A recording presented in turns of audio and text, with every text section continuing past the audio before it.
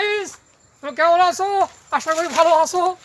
আজকেও একটা নতুন ব্লগ দিচ্ছি, মানে নতুন জায়গায় মিনি ব্লগ। তোমরা অবশ্যই দেখো, ভিজিটটা করো।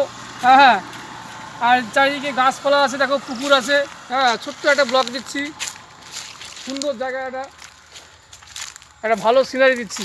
দেখো, তোমরা চাও নতুন নতুন জায়গা চাও, কিন্তু আমি সেই নতুন নতুন জায়গাগুলো দিচ্ছি। আচ্ছা, তোমরাই বলো, একটা জিনিস কথা খেয়াল করো, এই যে ঠাকুরটা রেখেছে যারা, এটা কি ঠিক বলো?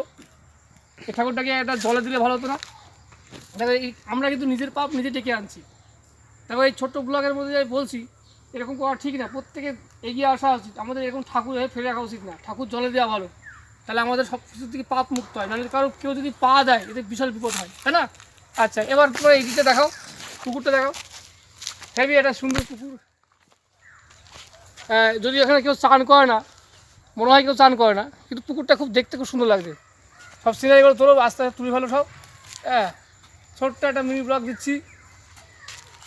হেভি হেভি জায়গা, হেভি ফাইন। হ্যাঁ,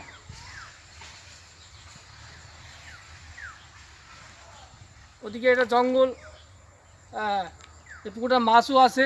হ্যাঁ, ও খুব ভালো লাগছে। এখানেই ছোট্ট একটা ব্লগ আমি তৈরি করলাম, তোমরা অবশ্যই দেখো। কত হয়েছে?